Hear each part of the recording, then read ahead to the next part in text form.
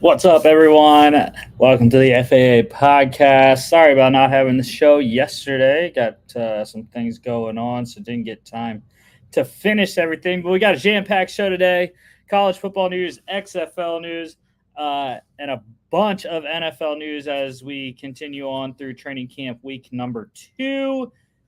And we have football this week. How great is it to have football back this week?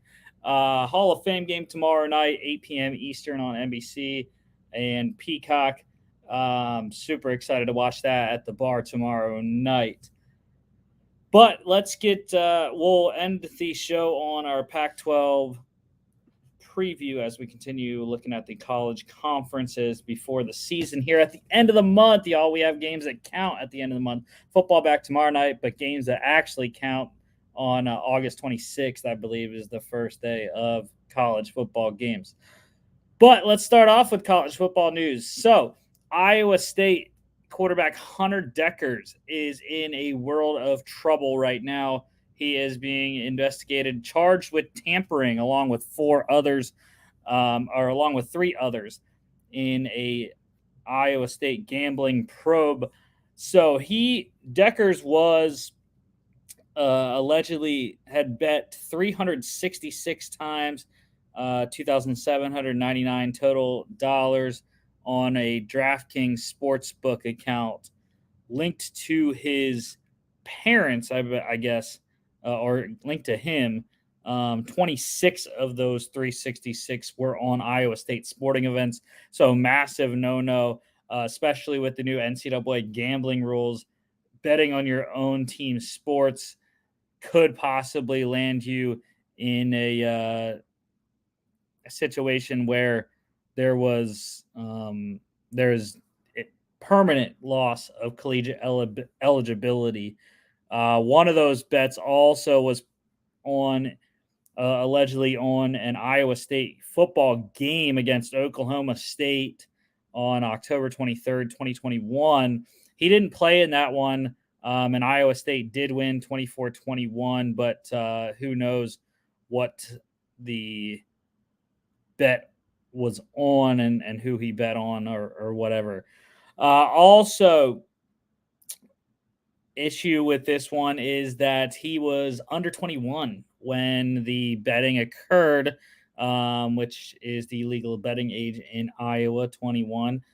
So when most of the bets occurred, I guess, and he had help from his parents allegedly to get his bets in.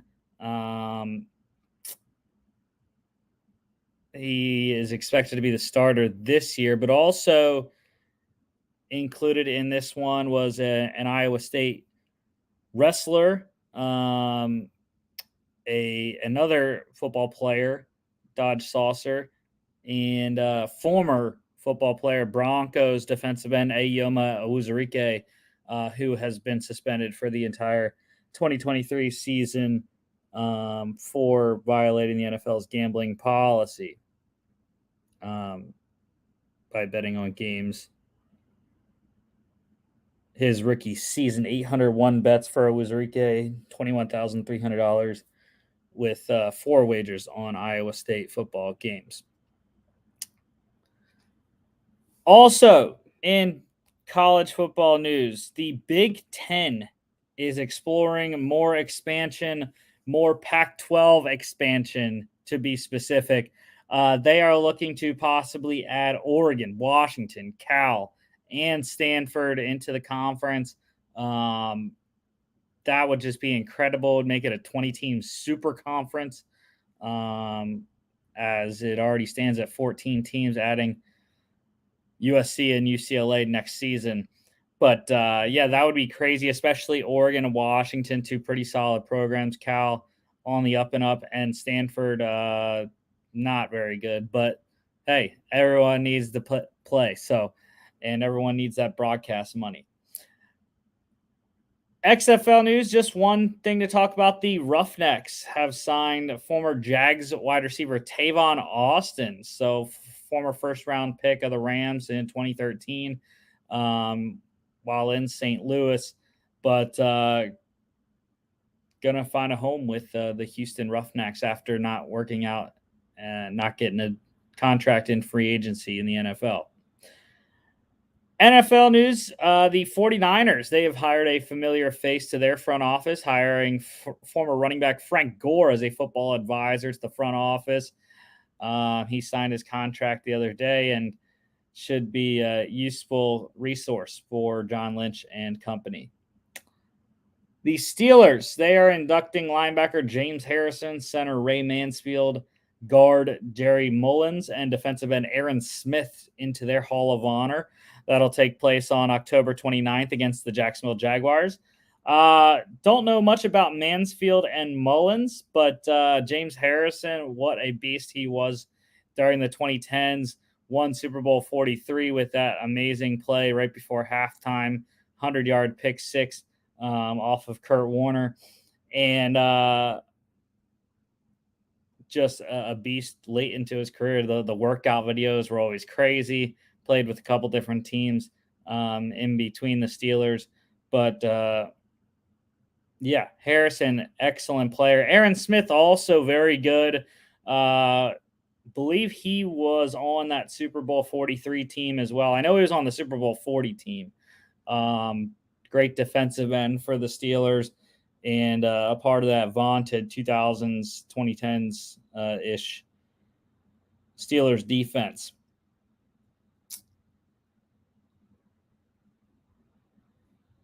How about issues in Indianapolis? I know my mentee Logan is having a fit right now with his Colts. Colts running back Jonathan Taylor has officially requested a trade. That was after a meeting took place in owner Jim Irsay's bus parked right beside the training camp field. It's not a good situation. The Colts are threatening possibly to put him on NFI, reserve NFI, which would mean that they wouldn't have to pay him if he sat out the regular season. So it's not going well in Indy right now. Anthony Richardson, the only good thing that's happening to the Colts currently.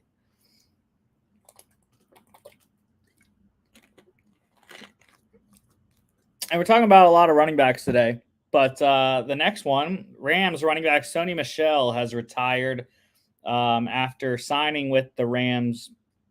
Decided to retire instead of playing this season. The Patriots 2018 first-round pick, number 31 overall, played with the Patriots from 2018 through 2020, the Rams in 2021, and the Chargers in 2022. 65 regular season games, 35 of those starts, 779 career carries, 3,243 yards, 18 touchdowns, 56 receptions for Michel, 439 yards, 2 touchdowns, and 4 fumbles.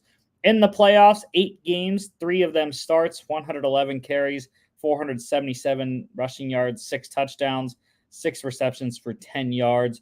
2-time Super Bowl champ, though. Pretty solid little career here.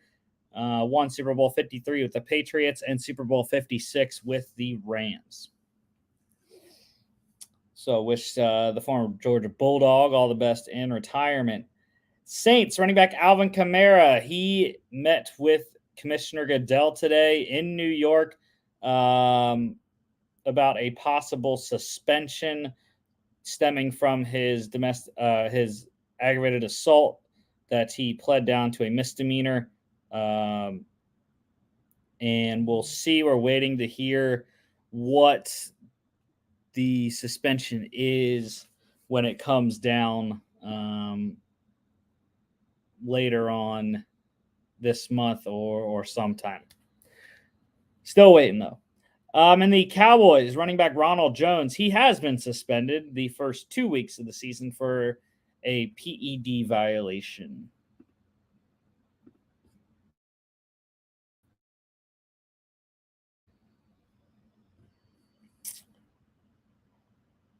On the PUP list, the Texans, they activated defensive tackle Sheldon Rankins and corner Kendall Sheffield from the PUP list, physically unable to perform.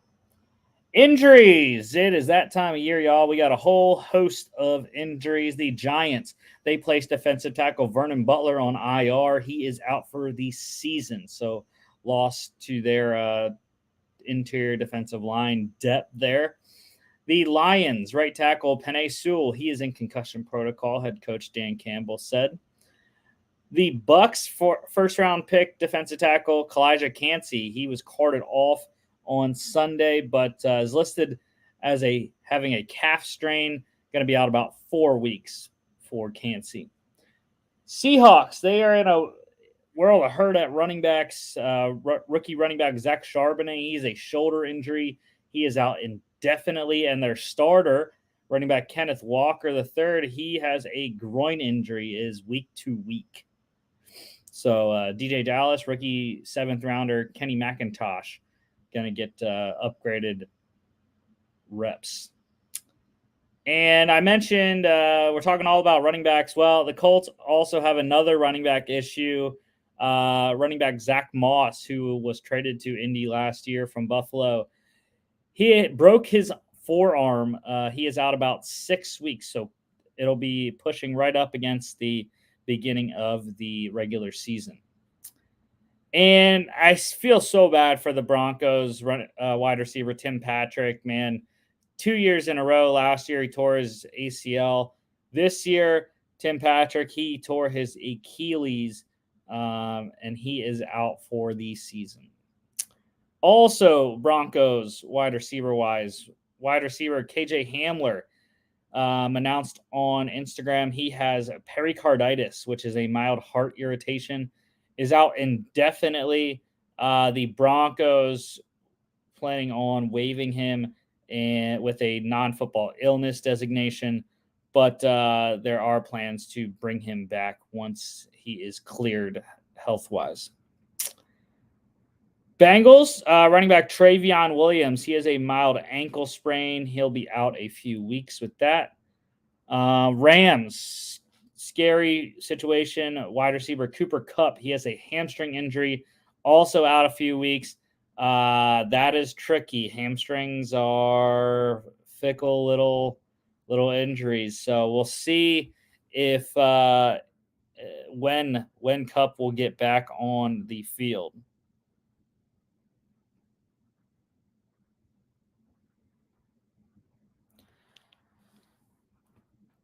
And the Jags having some injuries pop up. Wide receiver Calvin Ridley has a toe injury, and rookie right tackle Anton Harrison, he has a sore shoulder.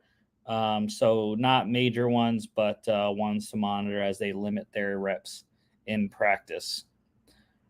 Releases, the Bills, they waived corner Cam Dantzler, so the former 3rd-round pick of the Vikings looking for work once again. The Ravens, they cut corner Trayvon Mullen with a failure to disclose injury, non-football injury designation. The Texans, they waived wide receiver Amari Rogers. He has since been signed by the Colts. Re-signings, it's kind of a restructure more, but Vikings, they signed defensive end Danielle Hunter to a new 1-year, $20 million deal, $17 million guaranteed, and he gets a no franchise tag clause. So good thing for both sides, adding some money to Hunter's deal this year, and he sets himself up for a nice payday next year in free agency. And free agent signings, the Titans, they signed Browns offensive tackle Chris Hubbard to a 1-year deal, looking for more offensive tackle and offensive line depth in general. The Dolphins, they signed Bengals corner Eli Apple to a 1-year deal. Obviously, the Jalen Ramsey injury necessitating that signing. As much as people don't like Eli Apple, he's still getting a job. The Panthers, they signed Browns linebacker Deion Jones to a 1-year deal. I think that's excellent signing for Carolina. Bolster that linebacker depth behind Shaq Thompson and co. The 49ers, they signed Bears defensive lineman Taco Charlton to a 1-year deal. Again, the Niners just keep adding players to that defensive line room. The Broncos, they signed Giants corner Fabian Moreau to a 1-year deal. Secondary help in Denver coming. The Falcons, they signed Giants defensive tackle Justin Ellis. This was after head coach Arthur Smith announced defensive tackle Eddie Goldman would no longer be with the team. So Ellis steps into Goldman's spot there. The Steelers, they signed Jets linebacker Quan Alexander. Great signing there for depth as they signed Cole Holcomb and Landon Robertson free agency to overhaul that inside linebacker group. Alexander, a good veteran, and still has some left to put on the field. And finally, the Rams, they signed Texans running back Royce Freeman, Sony Michel retirement, necessitating this move here to fill that roster spot in their backfield. And workouts, the Bills, they worked out Bears wide receiver N'Keal Harry. Falcons working out 49ers defensive end Kamoko Toure. Patriots, they hosted Cowboys running back Ezekiel Elliott for a visit. Vikings hosted Broncos offensive lineman Dalton Reisner on a visit. And the Raiders working out running backs, Texans running back Rex Burkhead, and Falcons running back Damian Williams. XFL to NFL, a bunch of workouts and signings. The Steelers, they signed Vipers running back John Lovett. Bengals signed Brahmas quarterback Reed Sinnett. Joe Burrow injury, needing to get another quarterback with that happening. The Bears, they invited Renegades wide receiver Victor Bolden to camp. Vikings inviting Renegades tight end Sal Cannella and Guardians offensive lineman David Moore. Broncos inviting Defenders wide receiver Josh Hammond. Patriots inviting Renegades defensive lineman Bruce Hector. Bills inviting Defenders running back Abram Smith and Battlehawks quarterback Nick Tiano. Raiders also inviting Defenders running back Abram Smith. Not sure which one he has went to. And the Bengals, they worked out Renegades quarterback Drew Plitt. They worked out Plitt and Sinnett, but as I said, they signed Sinnett. And USFL to NFL, Browns, they signed Stallions corner Lorenzo Burns. Panthers signing Stars defensive tackle LeBrian Ray. Lions signed Showboats defensive tight end Daniel Helm. Steelers, they worked out Stallions running back Zaquandre White and Panthers running back Stevie Scott. The Colts, they signed Stallions tight end LaMichael Petway. 49ers worked out Panthers defensive end Breland Speaks. Falcons, they worked out Panthers linebacker Frank Ginda. And the Packers worked out Panthers quarterback Josh Love. So that is all the NFL news I have for today. Let's roll into the Pac-12 preview. As I mentioned, half of this conference might not even be here in the next few years, with USC and UCLA moving on next year to the Big Ten. And the Big Ten now propose looking at possibly adding Oregon, Washington, Stanford, and Cal as well. So we'll start off with the defending Pac-12 champs, the Utah Utes. Key returners for them, quarterback Cameron Rising, honorable mention, all Pac-12. Wide receiver Devon Vele, honorable mention. Offensive lineman Sataoa Laumea, first team. Offensive lineman Keaton Bills, honorable mention. Defensive tackle Junior Tafuna, second team.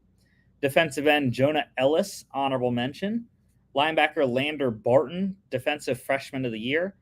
Linebacker Kareen Reed, second team. And safety Cole Bishop, honorable mention. Losses for the Utes, tight end Dalton Kincaid to the NFL, first team. Offensive lineman Braden Daniels to the NFL, first team. Offensive lineman Paul Melee and Simi Moala transferred. Defensive back Clark Phillips III to the NFL, first team. And defensive back R.J. Hubert to the NFL, honorable mention there. I have the Utes with a respectable 9-3, 6-3 conference record, and they're finishing fourth because of the records of USC, UCLA, and Washington. It's just that's how I see it. So, uh, the Utes win at home versus Florida on a Thursday. They win at Baylor, win at home versus Weber State, lose at home against UCLA, win at Oregon State on a Friday. They week 6 bye. They win at home against Cal, lose at USC. They win at home against Oregon, win at home against Arizona State, lose at Washington, win at Arizona, and win at home versus Colorado. So again, another pretty solid season for Kyle Whittingham's crew, but just not good enough to make the conference championship game for another year here. Let's go to the USC Trojans. Key returners, quarterback Caleb Williams, offensive player of the year and a first teamer. Wide receiver Taj Washington, honorable mention. Offensive lineman Justin Dedich, honorable mention. Offensive lineman Jonah Monheim, honorable mention. Linebacker Shane Lee to the honorable mention. Safety Kalen Bullock. Second team, safety Max Williams, honorable mention. Losses, they lost a bunch. Running back Travis Dye to the NFL, second team. Wide receiver Jordan Addison to the NFL, first team. Wide receiver CJ Williams transferred, as did wide receivers Gary Bryant Jr. and John Jackson III. Offensive lineman Andrew Voorhees to the NFL, first team. Offensive lineman Brett Nealon to the NFL, second team. Defensive lineman Tuli Tuipulotu to the NFL, defensive player of the year and a first teamer. Linebacker Raylan Goforth transferred, and defensive back Mekhi Blackman to the NFL, first team. But Lincoln Riley did a great job getting transfers. Running back Marshawn Lloyd from South Carolina. Wide receiver Dorian Singer from Arizona. Defensive lineman Bear Alexander from Georgia. Defensive lineman Jack Sullivan from Purdue.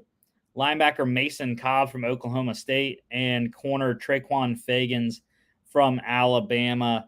Really excited for Mason Cobb on this defense. The Trojans have needed some defensive help. We saw that in the bowl game against Tulane where they got run over by Tajay Spears all day and ultimately lost that one.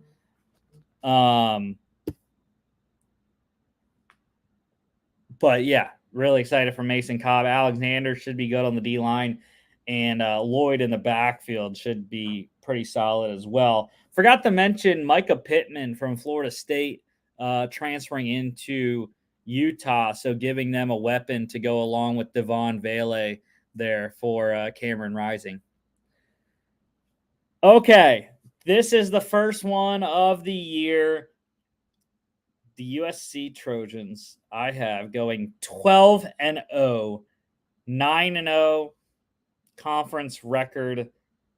It's probably crazy to think that Caleb Williams can get better and Lincoln Riley can get better, but I don't know. The Heisman Trophy winner, as well as the additions that they got in the transfer portal and the returnees, I just think they're going to be an awesome team this year.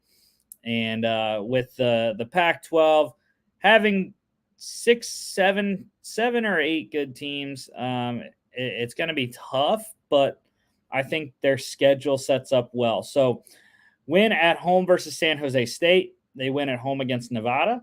Win at home against Stanford. Week 4 bye. They win at Arizona State. Win at Colorado. Win at home versus Arizona. Win at Notre Dame. They win at home against Utah. Win at Cal. They win at home against Washington. They win at Oregon. And they win at home against UCLA.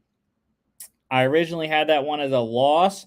But then when I did UCLA's record, I had them losing to USC. So the biggest ones are going to be those last 3 games, as well as the Utah game.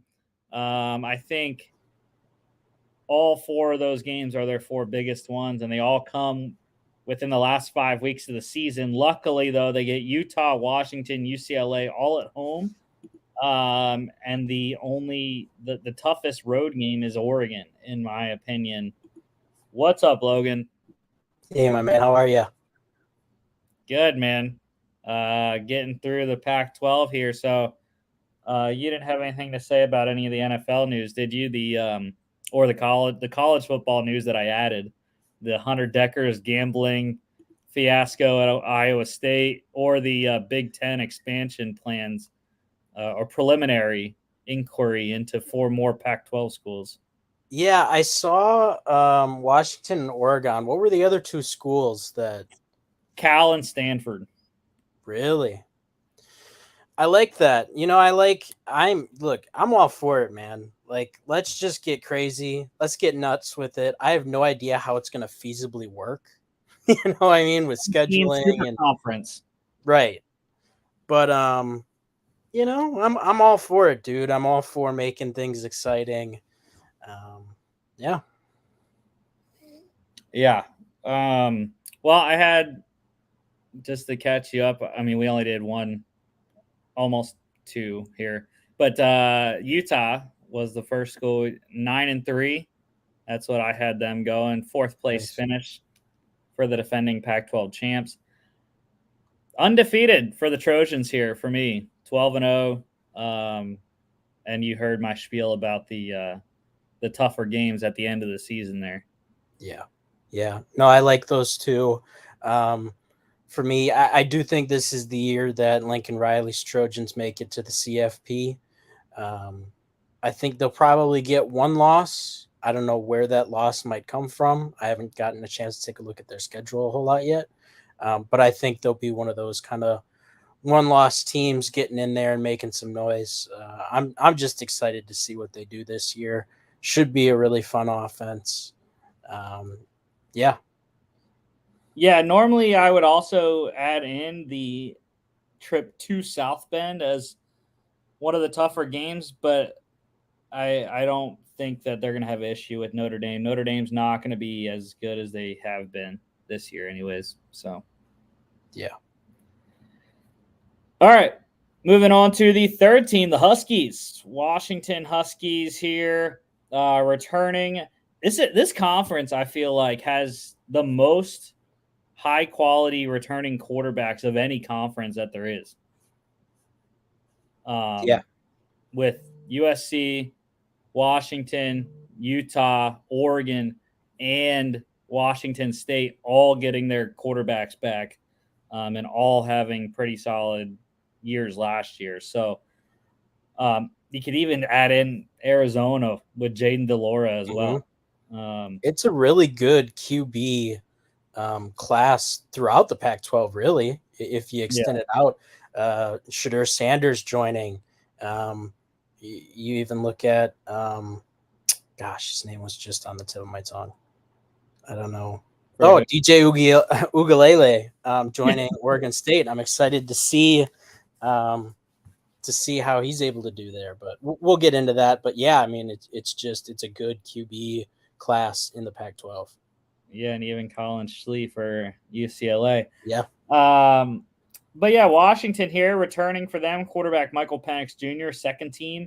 Wide receiver Rome Odunze, 1st team. Wide receiver Jalen McMillan, honorable mention. Offensive lineman Troy Faltanu, 2nd team. Edge rusher Braylon Trice, 1st team. Edge rusher Zion Tupuola Fatui, honorable mention. And linebacker Alfonso Tuputala, honorable mention. And a safety Asa Turner, honorable mention there. Losses for Washington, not too much. Running back Wayne Talapapa to the NFL, honorable mention. Probably their biggest one was offensive lineman Jackson Kirkland to the NFL, 1st team. Offensive lineman Henry Binavalu to the NFL, honorable mention. Offensive lineman Corey Luciano to the NFL, honorable mention. Defensive lineman Jeremiah Martin to the NFL, 1st team. Linebacker Cam Bright to the NFL, honorable mention. Defensive back Alex Cook to the NFL, second team, and kicker Peyton Henry to the NFL, second team as well. I love the Pac-12. It gets my pronunciations out there. And transfers, they got some solid ones at Washington. Running back Dylan Johnson from Mississippi State. Running back Daniel Ngata from Arizona State. Offensive lineman Jalen Clem comes in from Kansas State. And linebacker Raylan Goforth comes in from USC. So I like all four of those transfers, especially Johnson at running back. I think Johnson and Ngata is going to be a solid running back duo, with Johnson the more in between the tackles guy and Ngata the receiving back. Yeah. Looking at this roster, the only thing that gets me a little worried is those 3 OL losses. But Washington has kind of a quiet tradition of some really good linemen. They put quite a few guys in the league, so I think it'll probably be next man up there. And yeah, I'm really excited to see where this Huskies team goes. Well, I have them getting one game short of the Pac-12 championship game. Third place finish for me. 10-2 though, 7-2 conference record. They win at home against Boise State, win at home against Tulsa, win at Michigan State, win at home against Cal, win at Arizona, week 6 bye, win at home against Oregon. Yes, I have them winning against Oregon. They win at home against Arizona State, win at Stanford, and then the 2 L's come back-to-back at USC and home against Utah. Just 2 tough games there. And then they win at Oregon State, and they win the Apple Cup at home against Washington State, which should end up like 66-63. So, yeah, no, I mean, I really like that prediction. That's exactly where I have them, as kind of a 2-loss team, kind of on that fringe conference championship berth. Really excited to see what Michael Penix and Rome Odunze do this season. If they can build on some of that first round hype that they're getting, Washington definitely a team to look for. Yeah, and Braylon Trice in defense as well should be highly rated. Let's go to Oregon, the Ducks. Obviously, their quarterback back as well for 6th year, I believe it is, for Bo Nix. Honorable mention last year for him. Running back Bucky Irving returns as well. Honorable mention. Wide receiver Troy Franklin, second team. Tight end Terrence Ferguson, honorable mention. Defensive end Brandon Dorless, second team. And kicker Camden Lewis, honorable mention. They lost a ton, did the Oregon Ducks this past year. Transfer portal hit them as well. Probably the worst, aside from Colorado. But they didn't really lose a lot in the transfer portal. Oregon lost a bunch in the transfer portal, starting off with 2 running backs, Byron Cardwell and Sean Dollars, both out. Wide receiver Chase Cota to the NFL, honorable mention. Wide receiver Dante Thornton, he transferred. I don't know why I didn't write anything in for him, but I believe he transferred, not to the NFL yet.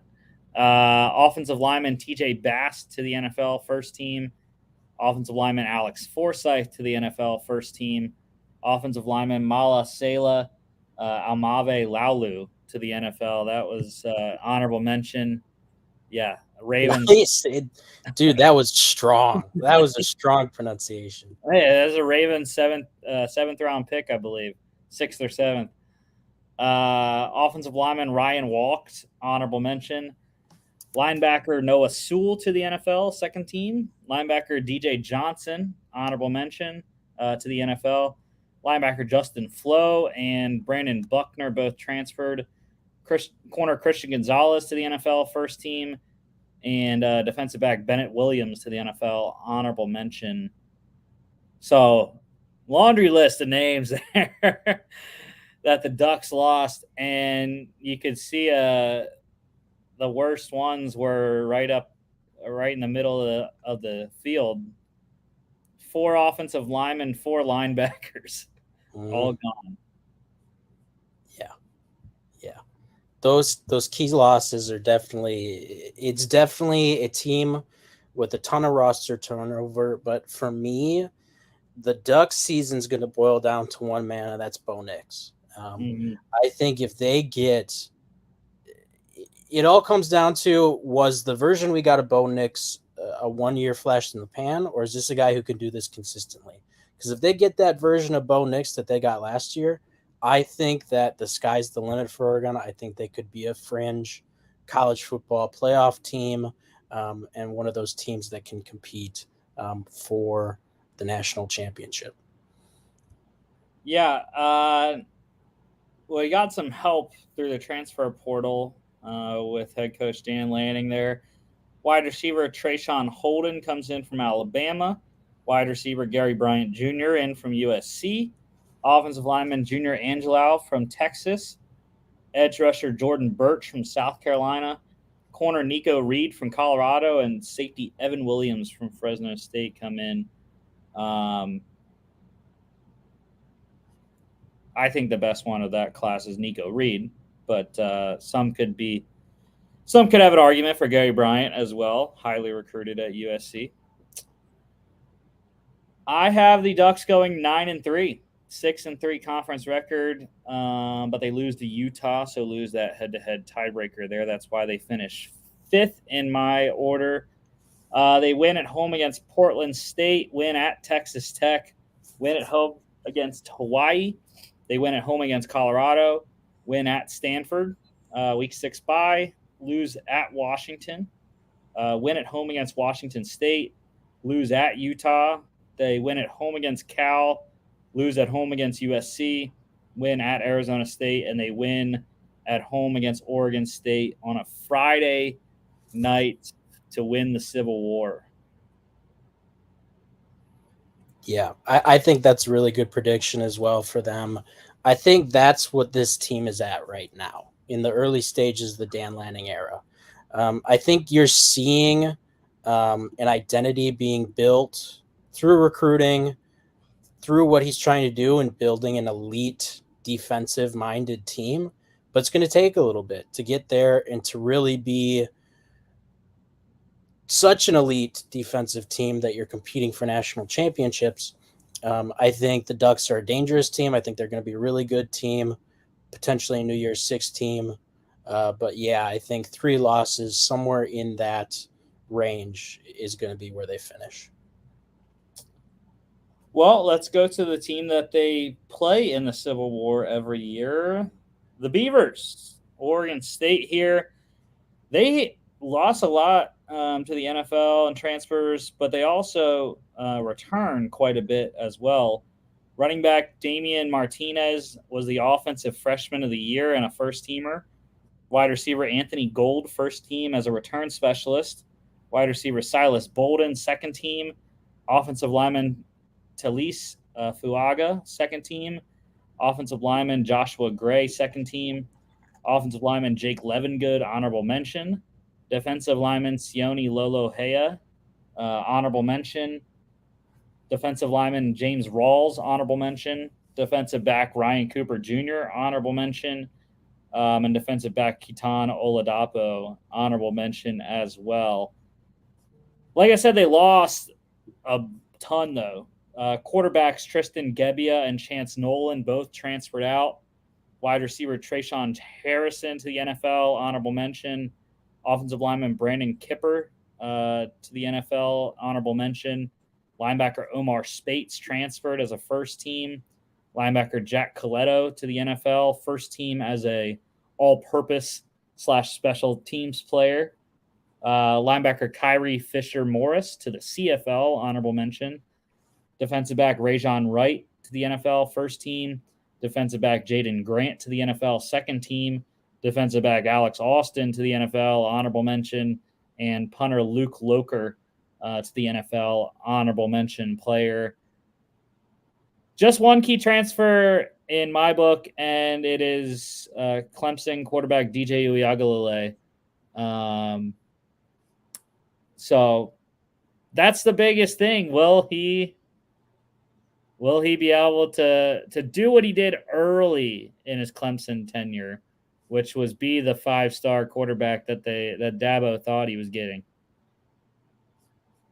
Yeah, totally agree. I think, ironically, in order for the Oregon State to kind of really make a name for themselves in the Pac-12 this year, they're going to need a somewhat of a Bo Nix revival from Uiagalelei. Former 5-star, highly recruited guy, big name school, doesn't necessarily live up to it, doesn't work out there, but maybe a change of scenery is all he needs. And if that happens, they get that early version of DJ. Sky's the limit.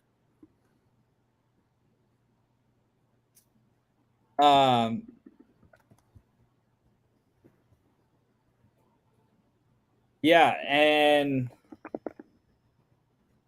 Jonathan Smith, good young coach that they have there at Oregon State. Hopefully be able to coach him up. I loved the Beavers last year. I don't love them as much this year.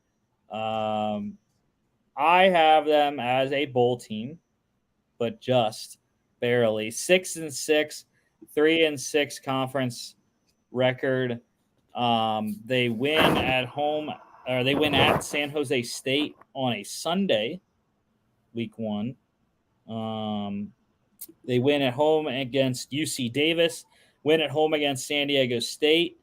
They lose at Washington State, lose at home against Utah on a Friday, win at Cal. They lose at home against UCLA. Week 8 bye. They win at Arizona, lose at Colorado. They win at home against Stanford, lose at home against Washington, and then they lose at Oregon in the Civil War on a Friday night.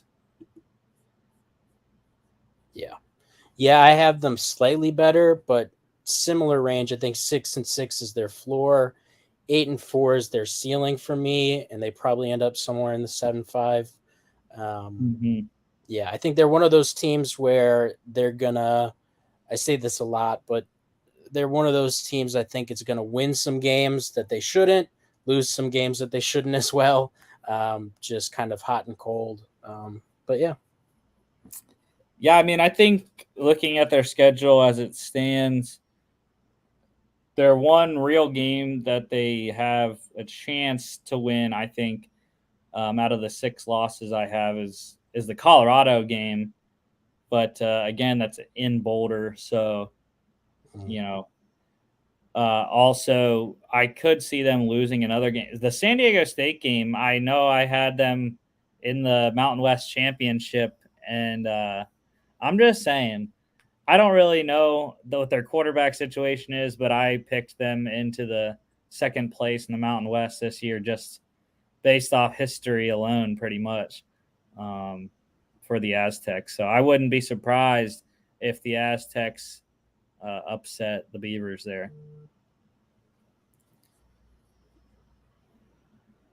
All right, let's go to the Bruins. UCLA here, Chip Kelly and co. Not much returning. It was a lot of production loss, but defensive lineman Laiatu Latu, first team. That's Cameron Latu's brother, the tight end. I don't remember where he went in the NFL. But yeah, Cameron Latu's brother. Linebacker Darius Muasau, second team. That's their 2 all-conference returners. That's it.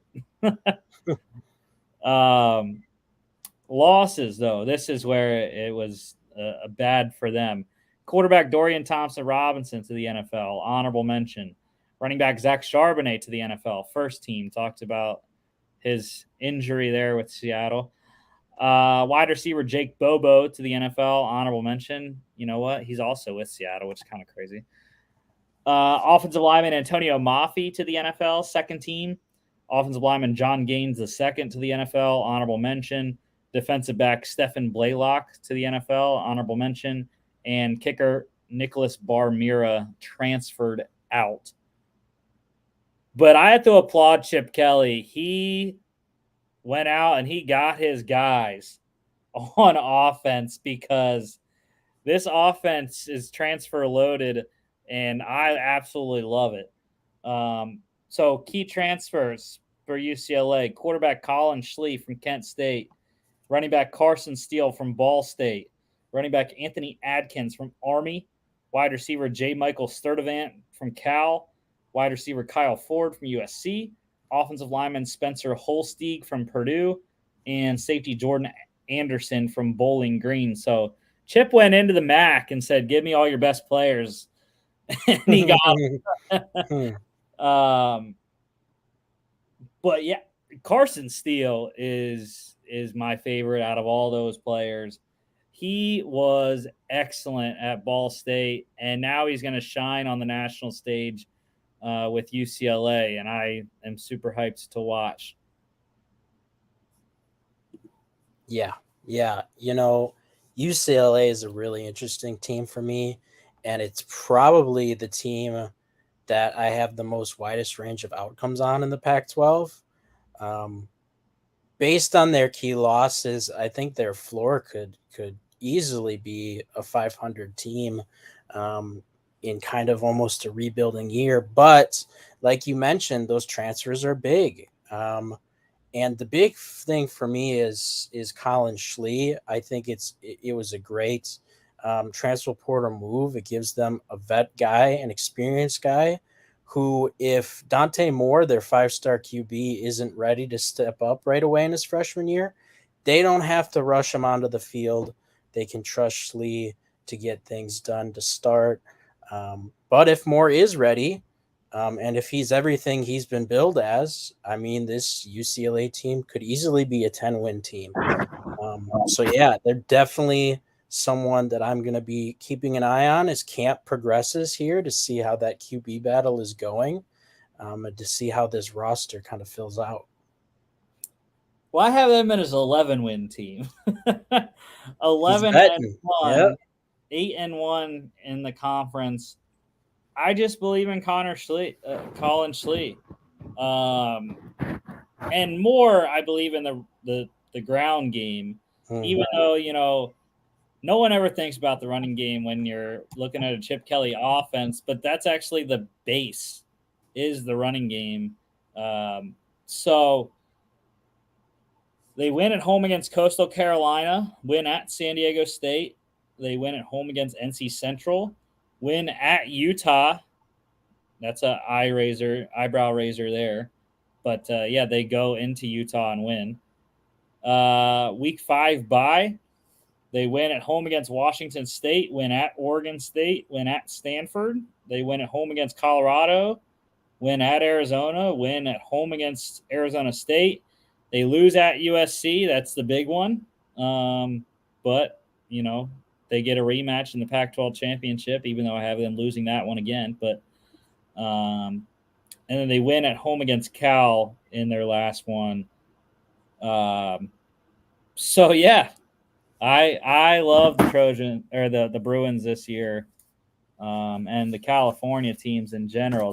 The two moving to the Big Ten are the two at the top for me. Trying to show why they should be in the Big Ten. Love it.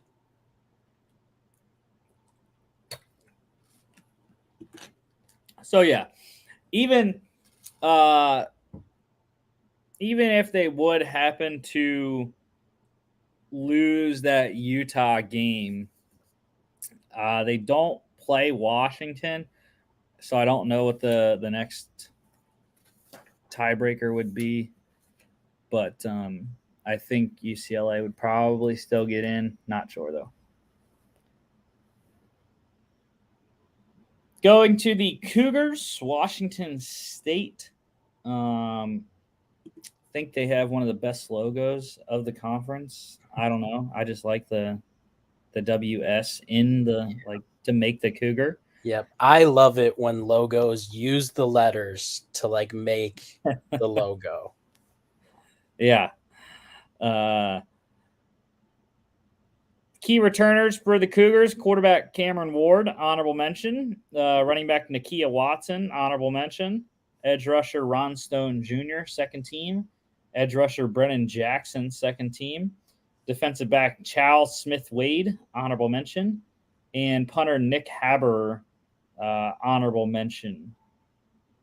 Losses for the Cougars: wide receiver Robert Farrell to the NFL, honorable mention as a return specialist. Wide receiver Dejon Stribling transferred out. Offensive lineman Jarrett Kingston transferred, honorable mention. Linebacker Dayon Henley to the NFL, first team. Linebacker Gavin Barthiel transferred. Defensive back Armani Marsh to the NFL, honorable mention as well. And I just have one key transfer for Washington State. It is wide receiver Kyle Williams coming in from UNLV. Hopefully he can help Cam Ward there in this offense. But he's not Dejon Stribling. Dejon Stribling was a big loss for sure. Mm-hmm. And I have the Cougars at a bowl berth, 7-5, 5-4 conference record. They win at Colorado State. They lose at home against Wisconsin. That one's going to be a fun one. But I have them losing to the Badgers. They win at home against Northern Colorado. Win at home against Oregon State. Week 5 bye. Lose at UCLA. They win at home against Arizona. Lose at Oregon. They win at Arizona State. Win at home against Stanford. Win at Cal. Then they lose at home against Colorado on a Friday. And they lose at Washington in the Apple Cup to end the season 7-5.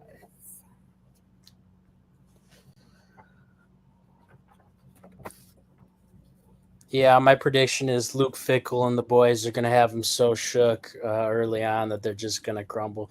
No, I think Washington State will be another one of those teams where it's not going to be an easy out. They're going to be kind of a scary team to face. And I think it boils down to Cam Ward, dynamic quarterback. If he takes another step in the right direction, we're talking about a fringe first-round talent, somebody who could really elevate this team to one of the best in the Pac-12. And it's just repeating the theme as we're seeing here is that the Pac-12 is loaded with a lot of good QB talent. And when you have that, it's really anybody's guess at who's going to finish at the top of the ladder here. Mm-hmm. And it's crazy that they're finishing 6th, but they're 2 games below the top 5 teams there from Oregon and Utah at 9-3. But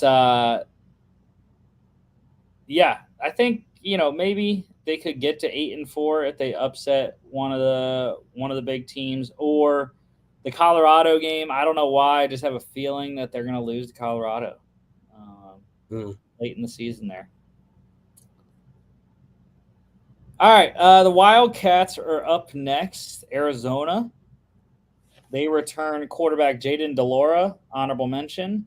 Running back Michael Wiley, honorable mention. Wide receiver Jacob Cowing, honorable mention. Offensive lineman Jordan Morgan, honorable mention. Offensive lineman Jonah Savainea, honorable mention. Kicker Tyler Loop, honorable mention as well. One key loss, wide receiver Dorian Singer transferred as a second teamer, transferring to USC, I think, or Utah. I don't remember. Anyways, they did replace him though with another wide receiver, Montana Lamonius Craig from Colorado, highly recruited wideout there. And also they got linebacker Justin Flo from Oregon. I really like Justin Flo, one of my favorite linebackers throughout college football. But yeah, it's gonna be tough again for Arizona. I had them finishing 10th out of 12 here. 4-8 for the Wildcats, 2-7 conference record. Um, they have one of the tougher schedules in the conference. They win at home against Northern Arizona, but then they lose at Mississippi State. Win at home against UTEP, which is not guaranteed, as I have the Miners winning Conference USA. So, yeah, not guaranteed there. They win at Stanford, lose at home against Washington. They lose at USC, lose at Washington State, and week 8 bye. So they go into that 3-4. Doesn't get better. They lose at home against Oregon State, lose at home against UCLA, lose at Colorado, lose at home against Utah, and then they win at Arizona State in the Battle of Arizona. Yeah. Yep. I think you just hit it on the head there. I'm very encouraged by the returning players that they have, the experience, especially the Delora Cowan connection. But Mm-hmm. it's the schedule, man. Just looking at it, I think there are 4 or 5 right off the bat that I can point to that I just don't think Washington, USC, UCLA, Utah. To me, that's 4 losses right there. Mississippi State, I think at Mississippi State, that's a tough one. And then I think there are also a number to where it's like it's kind of a toss up. It's 50-50 to whether they're going to pull it out or not. So I do think below 500 is probably a realistic expectation. Yeah, I mean, maybe if they win, upset a couple, and maybe get to 6-6 there.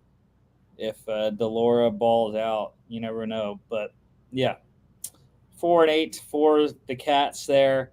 Uh, let's go to the Bears this time. The Cal Golden Bears. Is it still Golden Bears or is it Bears? I don't know. Yeah, I think so.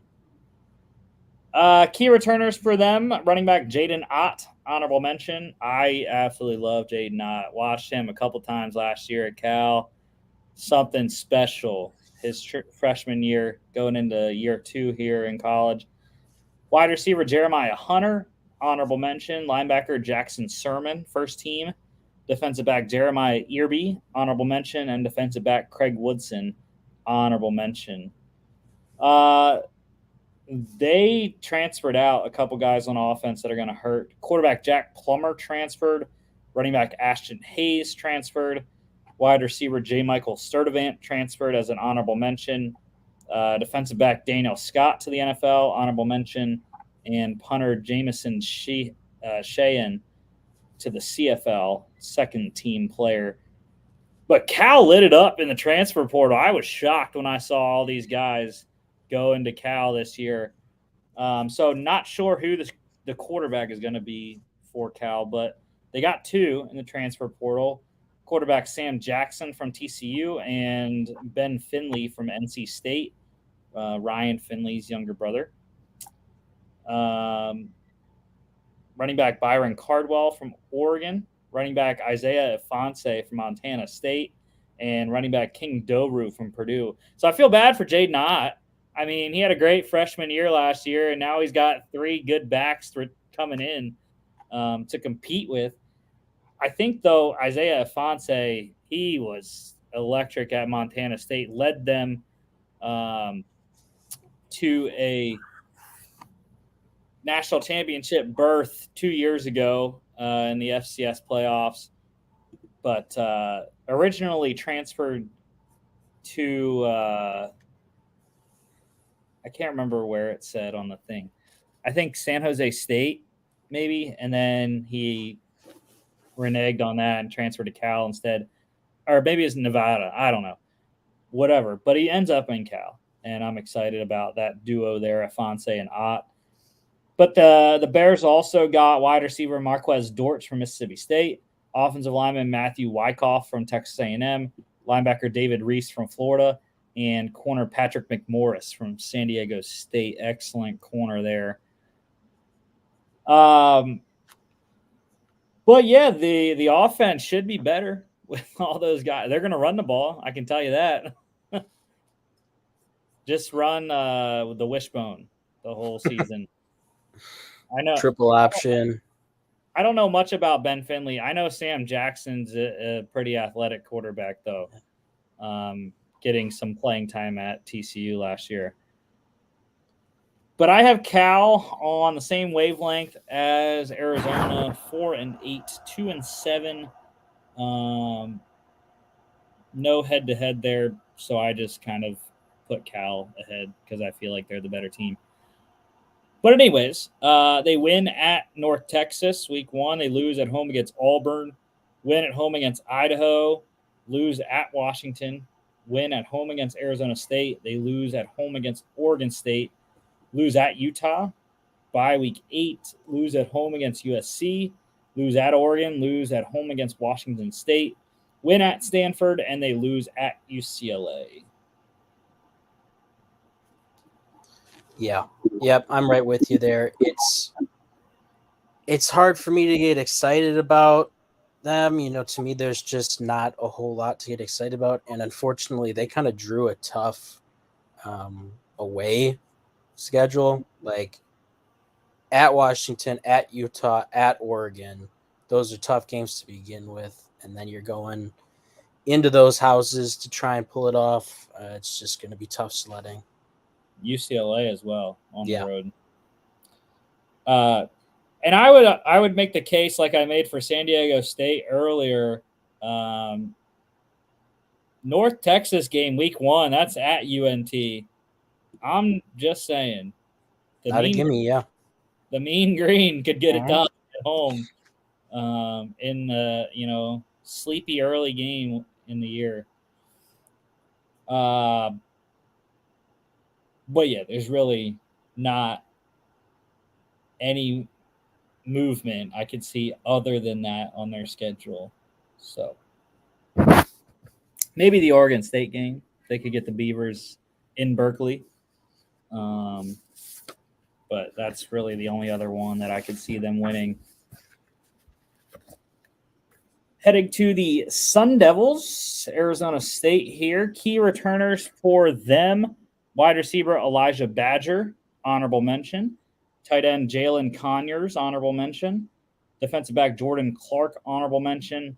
Defensive back Roe Torrance, honorable mention.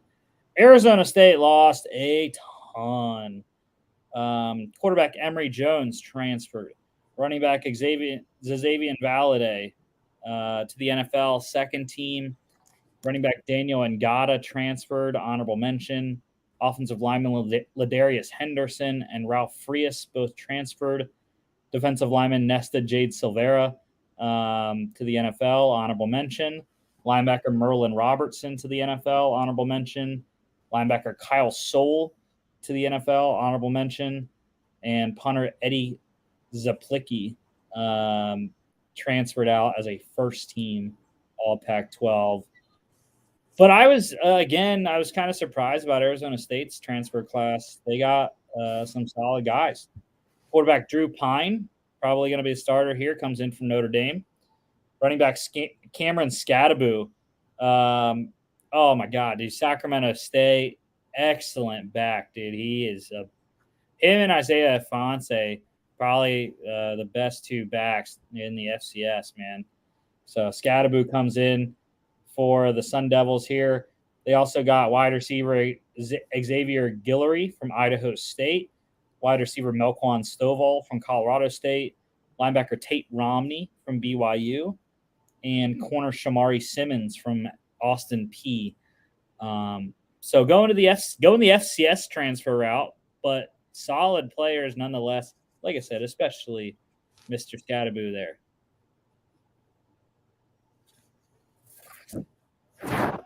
And unfortunately for Arizona State, it does not translate onto the field. I think they're probably going to be better than the record I gave them, but with the transfers that they got. but still the schedule, and I just don't believe in them. 2-10, 0-9 conference record. I am sorry, Sun Devil fans. It's just I just don't believe. Wow. I don't believe. Uh, they win at home against Southern Utah on a Thursday. Then they lose at home against Oklahoma State. That one they could win. I think with all the transfer outs that Gundy got, that's a possible win, especially at home. They win at home against Fresno State. I would have given them a loss there, but I don't believe in Fresno State this year either without Jake Hayner. They lose at home against USC. They lose at Cal. Lose at home against Colorado. Week 7 bye. Lose at Washington. Lose at home against Washington State. Lose at Utah. Lose at UCLA.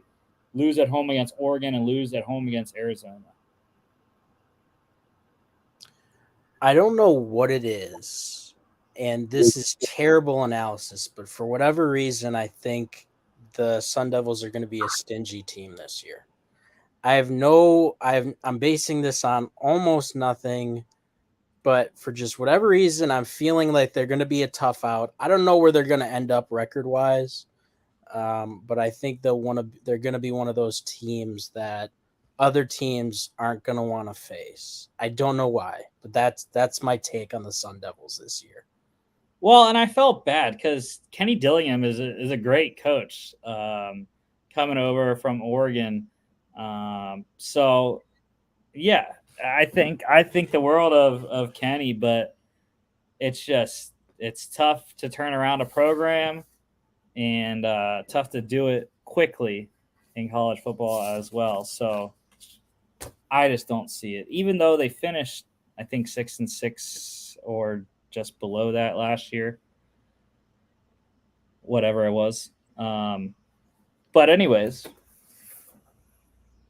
let's go to the Cardinal. Stanford.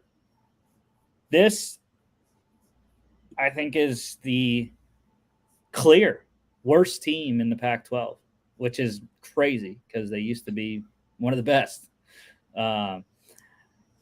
But returning for Stanford, tight end Benjamin Urasek, second team, and kicker Joshua Carty, first team. That's it. It's all the first, the all-conference players returning. Stanford got hammered in the transfer portal and NFL players. But quarterback Tanner McKee to the NFL. Wide receiver Elijah Higgins to the NFL for honorable mention. Wide receiver Michael Wilson to the NFL, honorable mention. Wide receiver Bryson Tremaine to the NFL, honorable mention as an all-purpose / special teamer. Tight end Bradley Archer transferred. Offensive lineman Drake Nugent to the NFL, honorable mention. Offensive lineman Walter Rouse transferred as an honorable mention. Offensive lineman Miles Hinton transferred. Defensive lineman Stephen Herron transferred as an honorable mention. Linebacker Lavani Damuni transferred as an honorable mention. Linebacker Ricky Mizon transferred, honorable mention. Defensive back Q Blue Kelly to the NFL, second team. Defensive back Jonathan McGill transferred, and punter Ryan Sanborn transferred as an honorable mention. No key transfers. That's been the biggest issue with Stanford is they can't get transfers. The grades, the GPA requirement for entry into Stanford is just too hard. That's David Shaw talked about it before. It's Stanford is not a team or a school that can play in this transfer era. Yeah. Which makes their runs in the kind of the early 2010s so much more impressive is how they used to be kind of one of those powerhouses in the Pac-12. So, yeah, I mean, it's unfortunate to see how they've fallen. Where I'm at with the Cardinal is, you know, they're one of those teams when you're in a consistent rut like this. I mean, they haven't won over 5 games since like 2018. Like it's been a minute. You gotta. I'm gonna be down on you until you prove me otherwise. You know, until we prove we can get back to where they used to be. Yeah, and that's why I have them tied with Arizona State as last 2-10, 0-9. This is another situation where there's no head-to-head, so I don't know what the next tiebreaker is, because there's no head-to-head. Conference record's the same, whatever the next one is. But I assume that Stanford would lose, and I think they're the worst team out of the two, so that's why I have them finishing last. They win at Hawaii on a Friday, week 1. They lose at USC. They win at home against Sacramento State. They lose at home against Arizona, lose at home against Oregon. Week 6 bye. They lose at Colorado on a Friday, lose at home against UCLA, lose at home against Washington, lose at Washington State, lose at Oregon State, lose at home against Cal, and they lose at home against Notre Dame. I'm just saying, I wouldn't be shocked if Stanford goes 0-12 because at Hawaii, even though I don't really like Hawaii, I think I had them finishing last in the Mountain West as well. But to go to there, it's a time change. Even though it's from California to Hawaii, the shortest distance you can go. I don't know. I'm just saying that trip back in time is tough. And Sacramento State, I know it's a home game for Stanford, but Sacramento State is one of the best FCS schools that there is. So, yeah, I'm not sure that they, do win that game. I wouldn't be shocked if it's 0-12 for the Cardinal this year. Yeah, I'm with you there. Like I said before, you got to show me before I can, put my chips in on you. I think, 10 losses is definitely in play for them. All right. Are you ready for a transfer mania? And I didn't even write a lot of them down because I didn't know a lot of the players that they got transfer wise. But I did write quite a bit down. The only team in the Pac 12 that has absolutely zero all conference players returning. So their losses: quarterback Brendan Lewis and JT Shrout both transferred, as did wide receiver Jordan Tyson and Montana Lemonius Craig. Tight end Brady Russell to the NFL, honorable mention. Didn't know he plays for the Eagles, apparently now. Offensive lineman Casey Roddick transferred, honorable mention.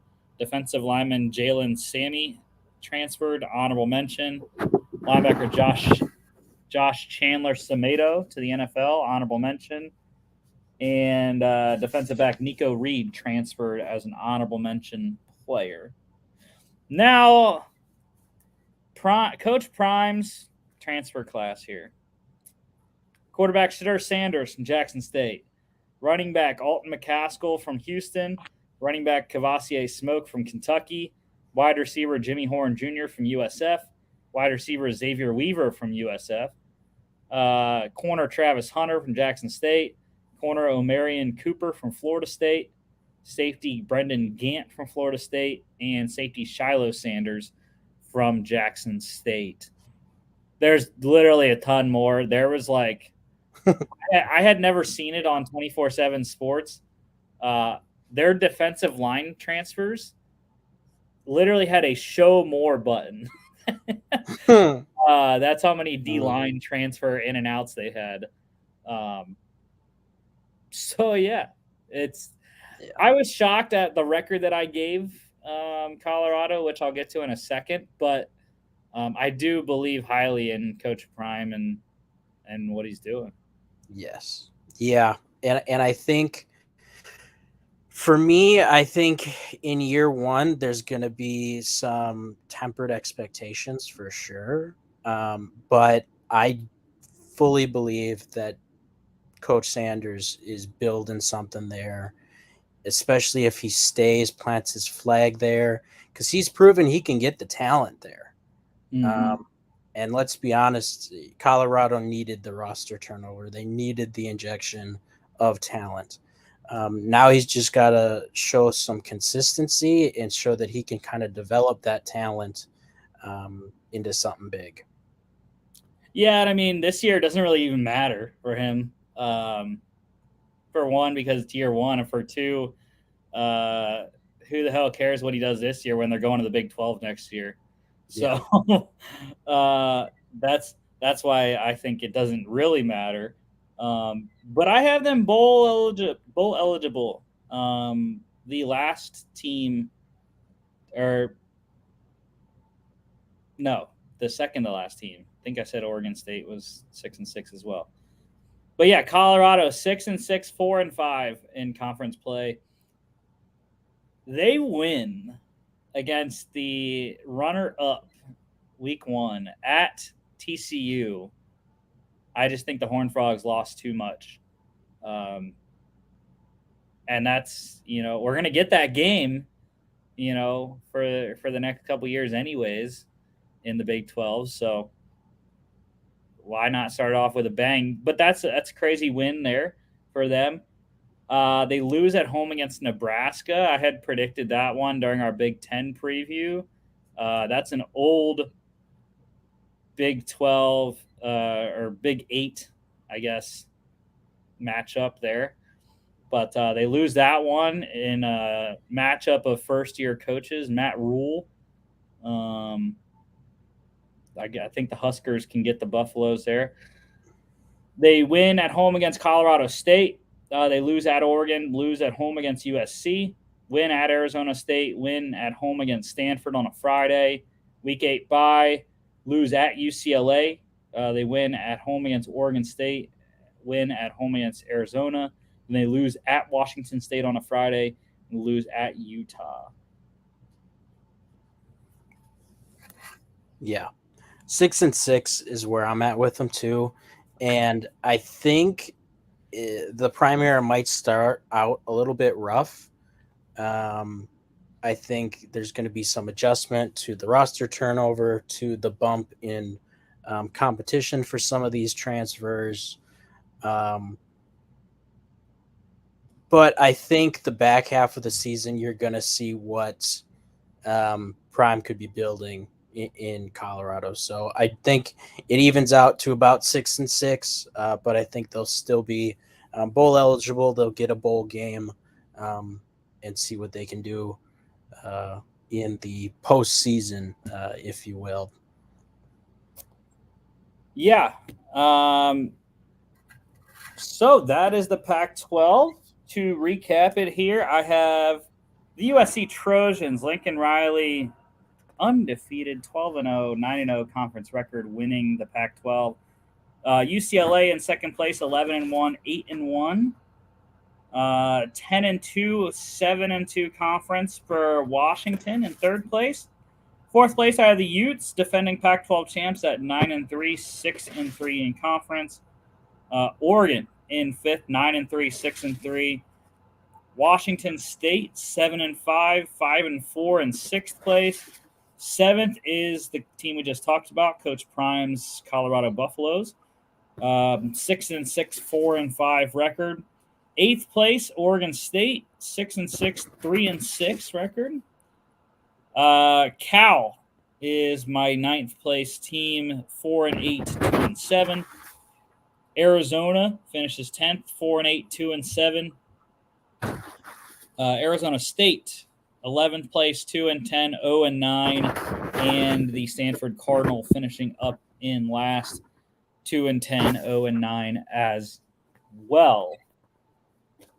I didn't make a slide for it, Logan, but we do have a game tomorrow night, and we're going to talk about that game real quick. The Jets and the Browns tomorrow night, 7 p.m. or 8 p.m. Eastern, NBC Peacock. What are you looking for? We know Aaron's not going to play. We know starters aren't going to play for both teams. Probably, maybe not even the backups for both teams. But yeah, I mean, one, I am just going to be thankful for the return of football. It's probably going to be some of the worst football you're ever going to see, but football is like pizza. Even when it's bad, it's still good. But yeah, I mean, I'm looking probably for quarterback play, right? I'm looking to Mhm. see what Zach Wilson can do. I know that the media has made a lot about how he's been mentored by Rodgers this offseason. I'm going to see if there's any changes to his game that have kind of improved. I'm also excited to see if they give some reps, and hopefully they will, to DTR, that is the Browns. I'm excited to see if he can go out there and use his athleticism and be kind of dynamic. But yeah, mostly I'm just gonna try and look for guys who maybe stand out and who can maybe crack some of these squads. Yeah. In terms of the Jets, I'll give you a rundown here of what I'm looking at. I agree. Zach Wilson is going to be a big talking point. Probably won't play much though. Maybe a quarter at the most. I could see Wilson playing. Then you're going to get your guy Tim Boyle. Tim Boyle, Chris Streveler are the next guys up, competing for that third QB spot. Also on offense, I'm interested to watch Zonovan Knight in year 2, and the rookie Israel Abanikanda as well. Super hyped for him Mhm. out of Pitt. I don't think there's one wide receiver I'll tell you about. Jason Brownlee has been lighting it up in camp so far. Mhm. The undrafted free agent out of Southern Miss. Super excited to watch him play for the first time. I've just been seeing highlights of him all around. So he should be good. Offensive line, I don't know if Becton is going to play. We'll see, though. If he does, it would be great to see how he has changed into his, was it third year? Third year? Third year, I think. Yeah, because he had the Third rookie year and then he sat 20, out yeah, a year, I think. Yeah. yeah. So third year, actually, fourth year for Mhm. Becton because he was 2020 draft class. So yeah, 20, 21, 22, 23. Going into year 4 there, a lot to prove.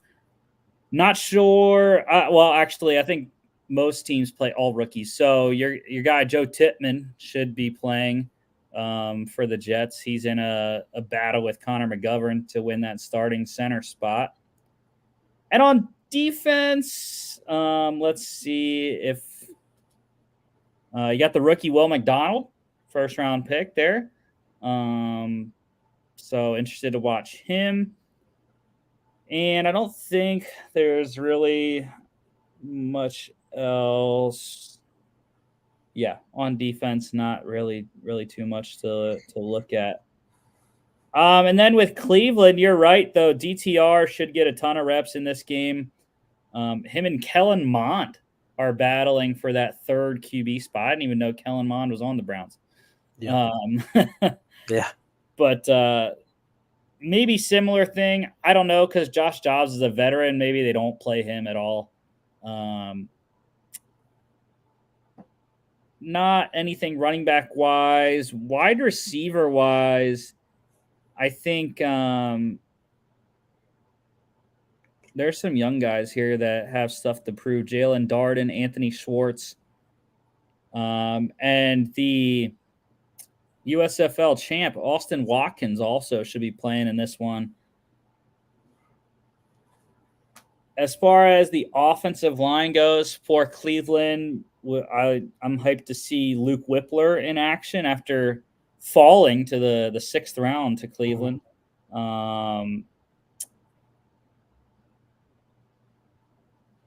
And defensively for Cleveland, there's not much. Siaki Ika, you get to see the big man out there.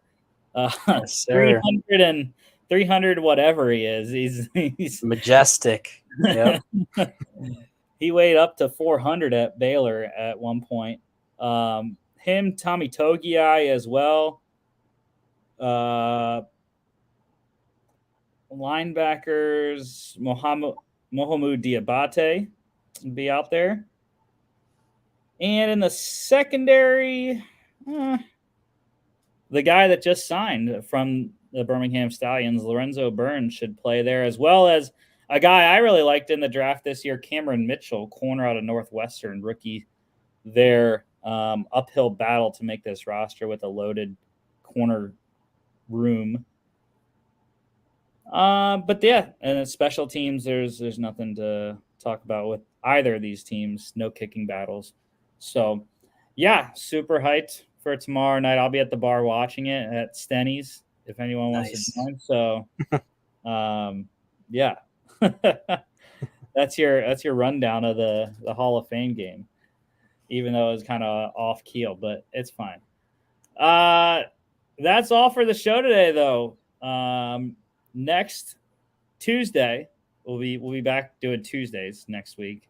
My fault that we had to go to Wednesday this week, but next Tuesday we'll be back. It will be preseason week 1. We will have a whole slate of games to talk about. Not on that show, but on next Friday's show. But we will have a.